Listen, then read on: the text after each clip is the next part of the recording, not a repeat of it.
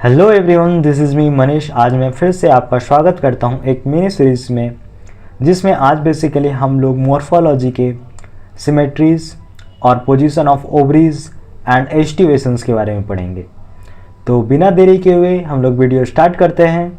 तो चलिए पहले हम लोग स्टार्ट करते हैं सिमेट्रीज। देखिए बेसिकली ना symmetries of flowers two types के होते हैं। फर्स्ट होते हैं आपके एसिमेट्री, सेकेंड होते हैं आपके सिमेट्री। मीन्स के एसिमेट्रिकल एंड सिमेट्रिकल। ठीक है, एसिमेट्रिकल क्या होते हैं कि कोई एक फ्लावर है जो कि दो पार्ट में डिवाइड नहीं हो रहा है। अगर हो रहा है तो वो इक्वली नहीं हो रहा है। ठीक है, तो इसको एसिमेट्रिकल कहते हैं। और सिमेट्रिकल वो कि जो आपके टू पार्ट्स में इक्वली डिवाइड हो जाए। लाइक ऐसे कि जो दोनों हाथ है वो पहले ऐसे थी, अब उसको इक्वली डिवाइड कर दे तो ऐसे हो गई। ठीक है, चलिए तो पहला आपका एग्जांपल्स है एसिमेट्रिकल्स का अकॉर्डिंग टू एनसीईआरटी कैना। ठीक है, तो इसको आप याद रखिएगा, आपके पीवाईक्यूज में आ रखे हैं तो इम्पॉर्टेंट है, इसको ध्यान में रखना है। दूसरा है सिमेट्रिकल के अंदर में भी दो टाइप्स के हो जाते हैं। जब दो हाफ डिवाइड कर रहे हो विथ मेनी प्लेन्स तो उसको रेडियल या एक्टिनोमॉर्फिक सिमेट्री कहते हैं।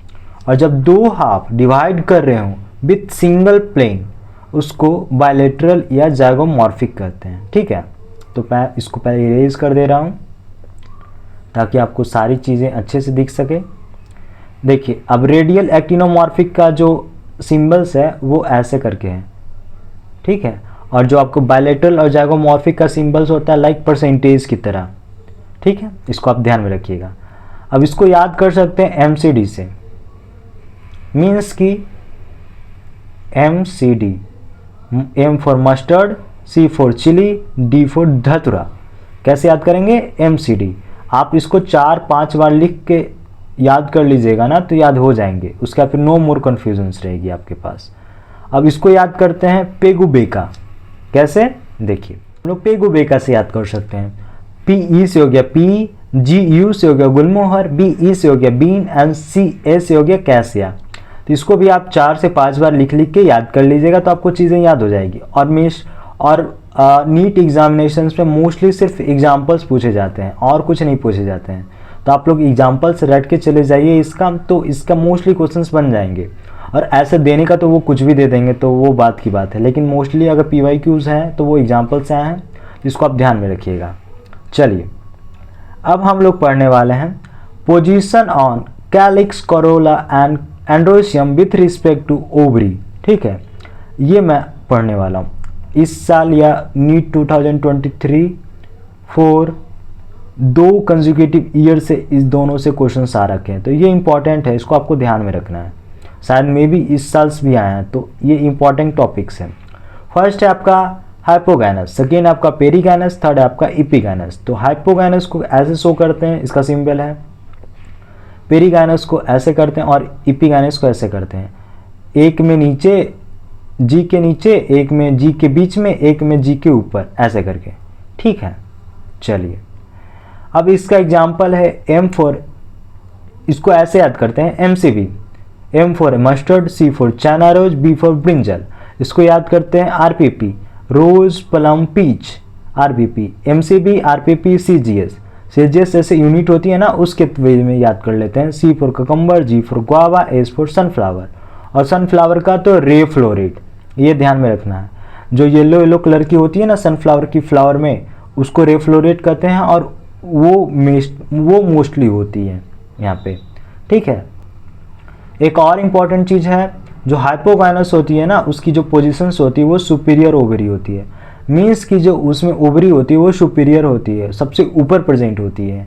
और पेरिगैनस में हाफ इन्फीरियर होती है, वो बीच में प्रेजेंट होती है, एक रिम्स में प्रेजेंट होती है। रिम्स इसे कहते हैं। ठीक है, मतलब कि एक तल, उसे एक रिम्स कहते हैं। और इसमें इन्फीरियर ओवरी मीन्स कि जितने भी ये सब हैं वो ऊपर प्रेजेंट रहेंगे, ओवरी बीच में नीचे प्रेजेंट रहती है, ऐसे करके बीच में छोटा सा वो प्रेजेंट रहती है, तो वो ये कहलाती है इन्फीरियर ओवरी। ठीक है, चलिए अब हम लोग चलते हैं इनफ्लोरेसेंस पे। इनफ्लोरेसेंस मोस्टली 2 टाइप्स के होते हैं। फर्स्ट आपके रेशिमोज हैं और सेकेंड है आपके शाइमोज हैं। और इन्फ्लोरेसेंस एक्चुअली होता क्या है, तो arrangement of flower on floral axis. Floral axis क्या होता है, ऐसे करके ऐसे करके ऐसे करके 4-5 होते हैं ना, एक में पेटल्स हो गया, एक में सेपल्स हो गया, एक में एंडोसियम हो गया, एक में गैनोसियम हो गया, फिर ऐसे करके जो रिंग बने हुए रहते हैं ना, वो आपके फ्लोरल एक्सिस होते हैं। चलिए, तो फर्स्ट आपका रेशिमोस हो गया। रेशिमोस क्या होता है, जिसके मेन एक्सिस इंडेफिनेट होते हैं। क्या होते हैं, इंडेफिनेट होते हैं। और साइमोस में क्या होता है, जो आपका फ्लोरल एक्सिस होता है, मेन एक्सिस होता है, वो टर्मिनेट हो जाता है और टर्मिनेट होकर के वो फ्लावर में कन्वर्ट हो जाता है। ठीक है, और इसमें आपके रेशिमोस में ना अनलिमिटेड ग्रोथ होती है, और लेकिन वही साइमोस में लिमिटेड ग्रोथ होती है। ठीक है, अब रेशिमोस में फ्लावर का पोजीशंस क्या होता है कि उसमें जो ओल्ड फ्लावर होती हैं वो बेस में होती है और यंग फ्लावर टॉप में होती है, टॉप पे होती है। ये तो बेसिकली आपके मतलब कि जितने आपने देख रखा होगा उसमें तो यही रहती है कि जो फ्लावर ओल्ड हो जाती है वो बेस पे चली जाती है, वो पीछे छूट जाती है और यंग वाली आगे रहती है। लेकिन इसके जस्ट अपोजिट होता है आपके साइमोस में। साइमोस में क्या होता है, जो ओल्ड फ्लावर होती है ना वो टॉप पे रहती है और यंग फ्लावर होती है वो बेस में चली जाती है। दैट्स वाई जो आपके यंग फ्लावर है बेस में चली गई, दैट्स वाई हम लोग इसको बैसिपिटल कहते हैं। और इसमें यंग फ्लावर टॉप पे रहती है तो एक्रोपिटल कहते हैं। तो इसको आप याद कर लीजिएगा, आप इसको रट लीजिएगा। ठीक है, क्योंकि ये दोनों चीज़ें हैं, इंपॉर्टेंट हैं और आपके एग्ज़ाम में आ रखे हैं। तो आप अगर आप PYQ सॉल्व कर रहे होंगे तो आप उसमें देख पाए होंगे कि ये सब जितने भी चीज़ें हैं, basipetals, acropetals, unlimited growth and floral axis terminate into flower, ये सारी चीज़ें वहाँ पे मेंशन है। तो आई होप आप इसको अच्छे से याद कर लीजिएगा। चलिए, अब हम लोग चलते हैं, नेक्स्ट है एस्टिवेशन पे। एस्टिवेशंस बेसिकली 4 प्रकार के होते हैं, VTVI। V for valvate, T for twisted, V for vexillary, E for imbricate, ऐसे करके। ठीक है, VTIV या VTVI, आप कैसे भी आप इसको याद कर लीजिए। चलिए, अब मैं बताता हूँ वेलवेट। वेलवेट की एक ही एग्जांपल दे रखी है आपके एनसीईआरटी बुक में, वो है कैलोट्रोपिस।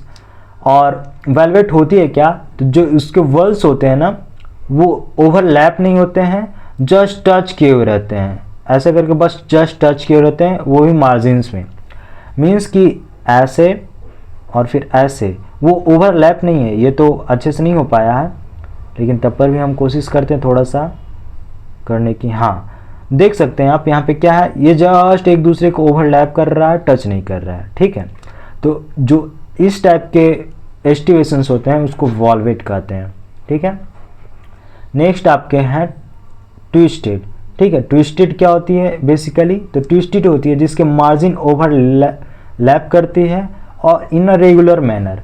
अब आप सोचोगे कि रेगुलर मैनर क्या होती है, तो जैसे देखिए ऐसे ऐसे ऐसे, मीन्स कि एक दूसरे का जो टच कर रही है वो ऐसे टच कर रही है कि इसका जो इंड है इसका इंड है इस तरह से यहाँ पे शो हो रही है। तो इस वे में रेगुलर होता है ना कि जैसे कि ऐसे ऐसे ऐसे, ये रेगुलर हो गया, इरेगुलर हो गया, फिर ऐसे ऐसे, मीन्स कि एक लाइन में चल रहा है फिर अचानक से लाइन बदल दिया, उसको कहते हैं इरेगुलर और रेगुलर। तो यहाँ पे ऐसे हम लोग समझ सकते हैं।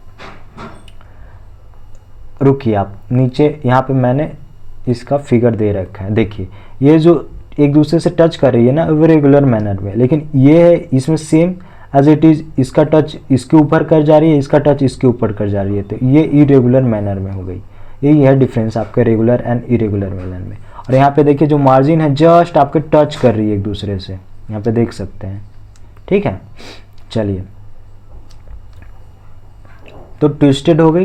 ट्विस्टेड को ऐसे याद कर सकते हैं, कोचिनला, को फॉर कॉटन, ची फॉर चाइना रोज और एल फॉर लेडी फिंगर। तो आप ऐसा कर करके 4 से 5 बार लिखिएगा तो आपको एग्जाम्पल्स याद हो जाएंगे।